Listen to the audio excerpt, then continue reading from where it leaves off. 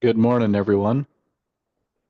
Hope you're doing well. It's forgot, man, it's going to be 68 degrees in Nashville. What's it going to be there, Chris? About 8?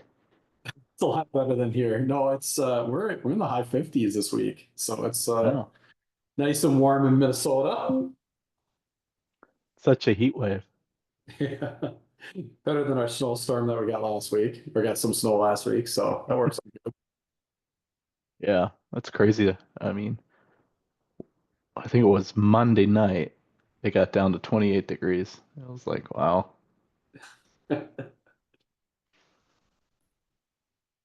Just a couple of housekeeping things for everybody. We'll begin the webinar here in just a few minutes. If anybody has a question, please put it in the chat or the Q&A. The Q&A should be working. About 90% certain that I did set that up correctly.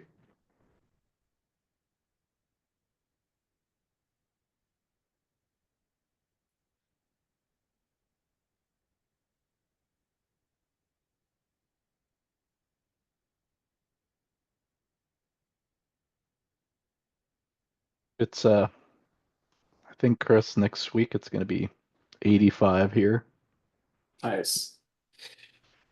Yeah, get the ice up soon and things will be rocking and rolling for the summer. Yeah, by about late June, the ice should be off the lakes. Yeah, right. Um, okay, good morning, everybody.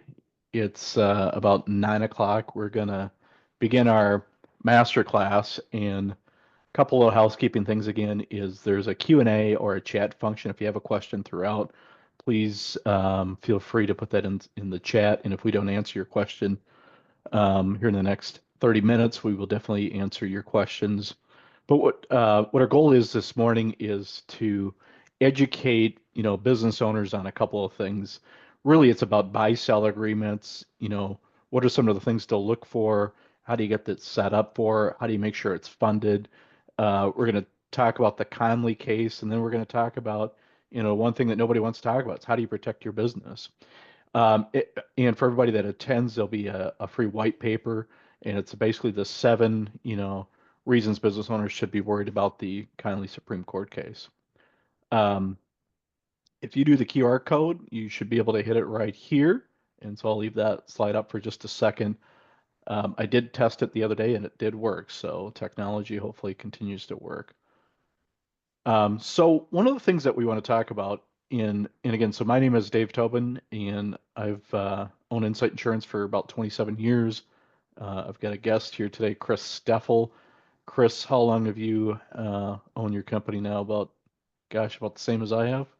Yeah, it's a little bit over 20 years now. We've had the wholesale company working with brokers like you all over the country. So It's amazing.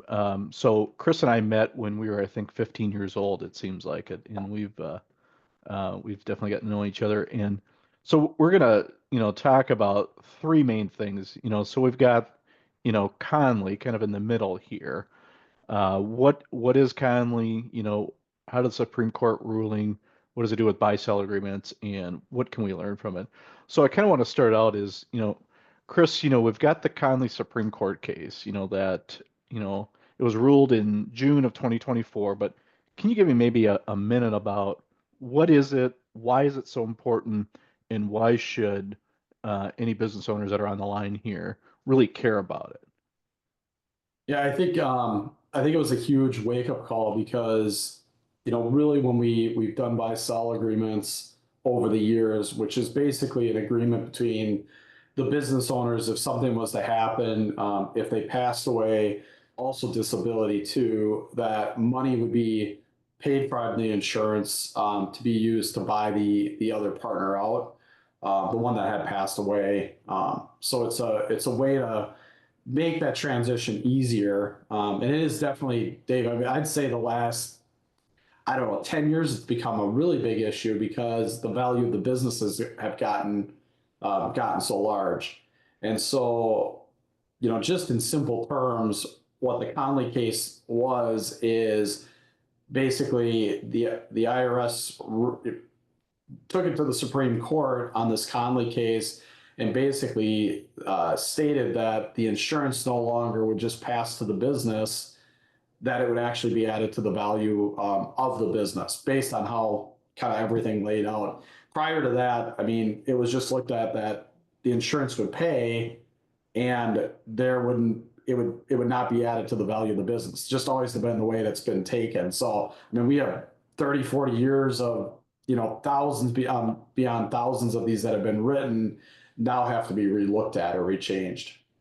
Isn't that just crazy? So and so this started way back in 2012, I think, is when Yeah. the older Conley brother died, and it was way before when the estate tax limits. I think they were about 5 million bucks back then. I mean, Chris, when you and I started, the estate tax limit was about 600 grand a single. Yeah. Now it's, $14 million for a single, $28 million, give or take a couple hundred grand. So, Yeah. we've seen this long term and yeah, we've been always telling clients to be aware about it. And then the Supreme Court, it started way back in 2012 and then gosh, it took, 14 years almost to get it through. The thing that was resonating to me is that the Supreme Court ruled unanimously in June of last year, 9-0 in favor of the IRS. Now, I mean, you got to remember, all politics aside, you've got 5, 6 conservative justices, and you've got 3 to 4, liberal justices, and it was Justice Thomas that wrote the argument and 9-0 unanimously. So this is, this doesn't sound like a big deal, but it actually is. And so I mean, Yeah. the takeaways is make sure that you have reviewed your buy-sell agreement and that you're following it because it's not just a piece of paper anymore. It's an actual legal agreement. So when we kind of look at Chris on buy-sell agreements, what if we touch for maybe a minute about what is it? I mean, I think we kind of understand what it is, but what exactly is a buy-sell agreement and what does it do and why is it so important? But like I was mentioning, the biggest thing is when you've got multiple owners on it, and that's what I was just chatting about, is the idea is you're buying insurance on each of the partners. And the whole plan is that if you were to pass away or a partner was to pass away, the money would be used to buy the spouse out of the business. And so otherwise, what happens is if there is an insurance in place, then the spouse is now your is a partner. The spouse becomes a partner of the business, or the business passes to, if the spouse isn't alive, it can pass to the kids or another heir or whatever. Which is usually not what the other other owner wants to see by any means. So the idea is to make, if something was to happen, to make this transition happen easily. I think the big thing is, Dave, what we've seen over the years is the numbers of the businesses weren't as big. And so, I always like to use like a heating and cooling company in a small town. I mean, I grew up in a small town and, the heating and cooling guys, and I feel like the insurance guy and the veterinarian, I mean, those are the ones that made, the funeral home guy, they made the good money, right? Well, back in the day, the heating and cooling guy maybe had a $300,000 to $500,000 business, and maybe had a partner, and that business was maybe worth $600,000.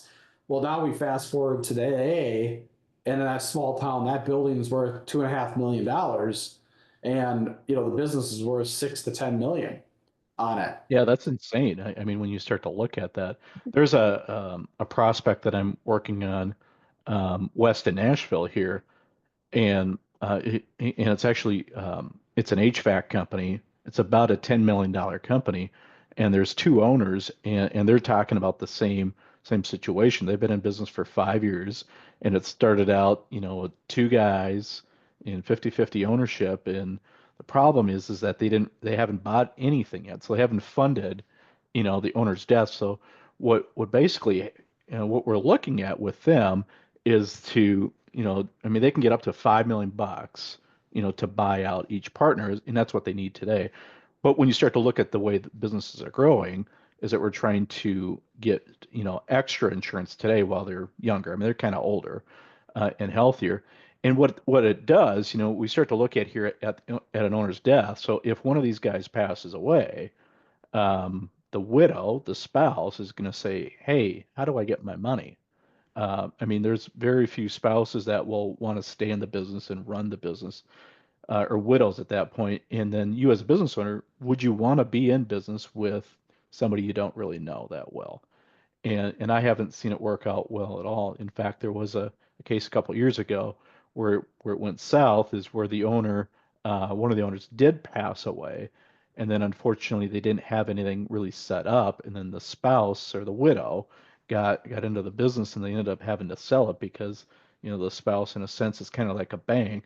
They called it in and said, "Hey, we just want to sell the company." And so, instead of getting, a good fair market value, it was sold on a fire sale.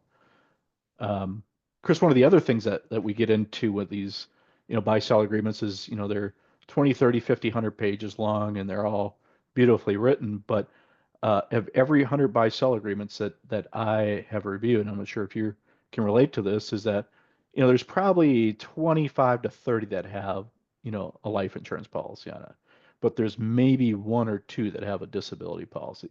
Do you see that? Yeah, I mean, that's a huge thing. I mean, Dave and I are approaching it from the insurance side of it, and obviously there's an attorney that's involved that writes the agreement. And so what we see often is the agreement gets written, it's done a lot of times for what they want to do at that time, but then a lot of times it's forgotten to get the funding on it. And Yeah. and I think the other thing too, Dave, and I mean, this is maybe where we'll get into the Conley stuff a little bit too, is oftentimes I see language that is not what the business owners want to have happen either. And so, in talks on it, and we're trying to figure out what funding from an insurance standpoint, and we start discussing it. I mean, we've come across some unique situations where the valuation of the business is less based on if they went through a divorce. So we had one last year where these guys got together, they started the business, they wrote the buy sell, and they said, well, if either one of them got divorced, it would drop the value of the business by 30%. Yeah. Well, they weren't married. They didn't have kids at that time. Fast forward now 20 years later, and we're talking about the insurance and we're looking at the valuation. And I said, no, wait a second. I said, this says if you got divorced or died, there's a reduce in valuation for the family. And they're like, whoa, we don't want that. We're not interested in that one bit. And I said, well, why did you guys write that? And they were like, we were both single at the time. We were just worried about, our family was each other. Now we have our own families and our own spouses and our own kids. Like both of them were like, we don't want that to happen. And Yeah. Isn't so, that amazing that, it's been 20 years and they never reviewed the agreements? well, and what's crazy, Dave, is the business was probably worth now $10 million, and they had $100,000 policy each. How That's much was it. that? 100, you said? hundred thousand Wow. dollars each. So I mean, just first and foremost, reviewing just the numbers based on the agreement, were they would have to go borrow, $5.4 million, or I'm sorry, $4.9 million each, because they had $100,000 of insurance. So that was Yeah. one of their issues, and they've always known in the back of their head that they were underinsured on it. But then in addition, we sat and looked through that and really looked at, well, are we having the right insurance or disability in place based on what their agreement says? We found that, they didn't want. So like in that case, Dave, kind of the process, and I think the thing is this seems like a really heavy lift. It really isn't. I mean, Yeah, at the exactly. end, Yeah. I mean, the funny thing is the next meeting, we were already writing the insurance because no matter what on the agreement, they still needed to have the insurance. So the next meeting, we were able to introduce them to a really good law firm that specializes in helping write these. And then we already gave the attorney what they were trying to accomplish and the fact that what we were going to buy for the insurance on it. And then the law firm was able to rewrite the buy-sell agreement to basically meet those new guidelines that they wanted. But the other thing, Dave, with that is, and I see you've got disability on here. is the other thing is we did get into the conversation of disability on it, Hmm. and they had really not thought about that, so we talked about, as we're looking at the different insurance policies that are out there and how long the elimination or the period went, they actually we taught them on the insurance policies, what are available and what the cost is on it. And then they actually then directed the law firm to write the agreement to meet what the policy and what they want to see happen. But it was not, I think the thing is, I mean, we basically probably knocked that out in under an hour, you Yeah, know, and for that's an important thing is Chris is that business owners, and I think we're guilty of it too. Is gosh, this thing, whatever it is, it could be even just changing a cell phone is a daunting task, and it is. I just did that, and it's was not any fun at all. It doesn't matter where you go, but a yeah, buy-sell agreement. I'm not comparing that the same, but it right. really is not a daunting, task. But one of the things I think I want to touch on is, there's different types of policies. So you've got a cross purchase or an entity. I want to kind of touch on that. So basically, what an entity policy, and that's what the Conley boys had, is that the corporation, the Conley, the name of their company, own the policies. So they're the payer, the beneficiary, and the owner of the policy. So they can kind of control it. So a cross purchase is kind of the exact opposite, where each owner buys a policy on each other where they're the payer, the beneficiary, and the owner. And there's a couple key things. What happens is the money gets paid out to each owner upon the death, and then they buy the shares of the corporation out. And so, plus, there's also what Chris has stepped up in basis too upon when I think it's when they sell or something like that. I mean, we don't want to get into all the legal Yeah. stuff, but there's some really unique ways of why you want to look at a cross purchase. The problem is that you get 10, 12, 20, 30 owners. It gets to be pretty daunting, and there's some different, options out with for that. So a couple of things what we've learned really, through the county Supreme Court case is, the first and most important thing is review, the buy-sell agreement. Minimize these estate taxes and really start looking at how do we leverage, insurance. Now, nobody likes insurance. I mean, Chris, I don't know, has anybody called you this morning and said I'm excited I like to yeah, you and I are probably the only geeks here that like it, but you know, unfortunately, it's one of the vehicles that can help, pass the company on to the, yeah. so there's no fire sale. So, Chris, can you give me, maybe another kind of a case study or an example of of one of your clients that, they didn't really have it set up correctly as far as the insurance and what could have happened or what has happened? Well, I think one of the things that we're seeing a lot of right now is succession and exit planning. So as businesses are being either transitioned to the next generation or being bringing in key partners or key individuals to own the company, or honestly, Dave, even if they're selling the company, those three things right now, we're not seeing them being funded correctly through those transition years. And I think the thing is we've had some situations happen where they're in the middle of a transition. We had a situation in Wisconsin here where the kids were just graduated from college. It was a farm type organization, and the kids came into the organization now to run it. Well, dad unexpectedly passed away. And this was a tough case because we had a brother and sister that were now going to work for the organization, the farm from there, and then they had another brother that was not involved with the business. And so with dad unexpectedly passing away and the way that his will wrote, and mom had since passed away. Now the problem is that there was no insurance in place, and the will basically said the business went a third, a third, a third. And Wow. so now we've got a brother who, by the way, a successful individual who now owns a third of the farm. And you got Yeah. the two kids that have donated their focus on helping out, and they now have to buy their other brother out, on it. And I will tell you, it instantly caused animosity on everything because they didn't want to see any money go over to them. And this was it was like a grain operation type situation, so it wasn't like a typical farm. I mean, this was they were generating some serious revenue. I mean, Dad was making $1 million plus a year income takeaway on it. And so because they had no agreement in place and they were just starting to transition some of the stock over to the kids, and they didn't have any agreement in place afterwards. And the reason I'm bringing that case up, Dave, is that the two kids really had no ownership in the business yet. And Hmm. so, wait a second, this isn't a buy sell then. But I think what's really interesting about this is that it was going to be a buy sell discussion. And in addition to that, it was a personal insurance decision.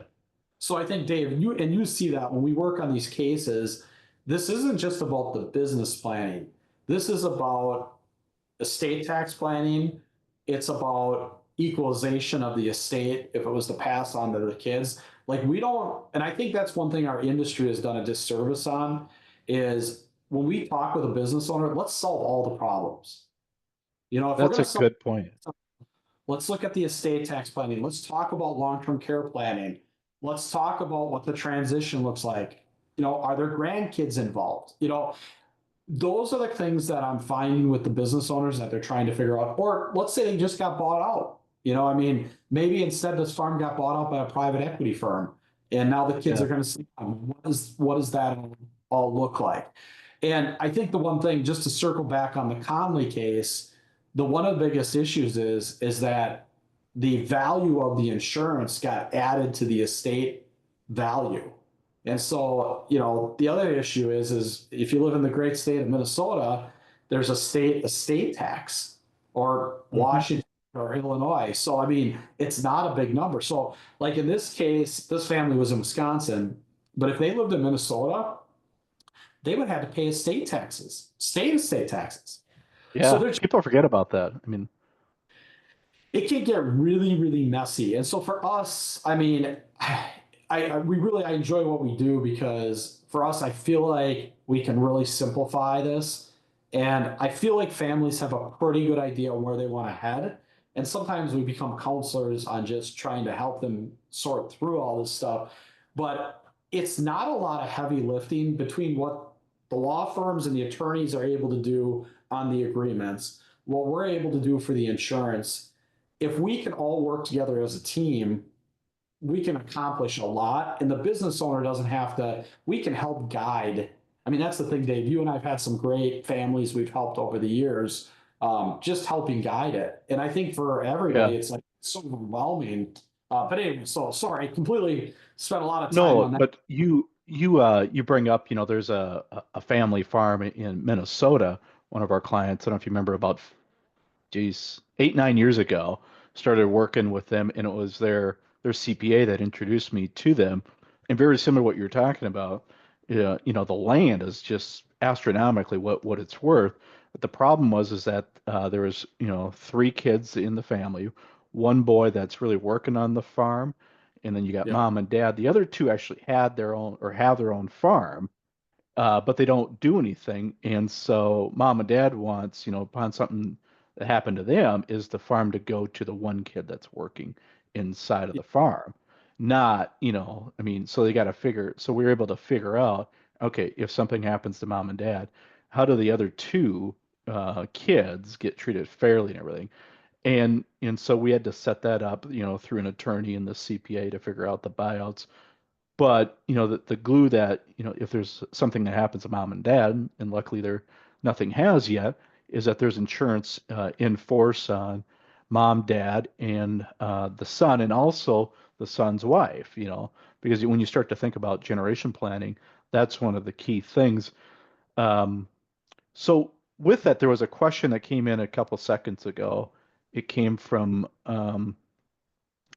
Susan, and I think let's see, trying to Susan says, what is the process to review buy-sell agreements in insurance? And Susan, it seems like a daunting question or a daunting task, but it really isn't. Um, it's fairly simple. What we would need is a copy of your buy-sell operating agreement. We would review that in any insurance documents.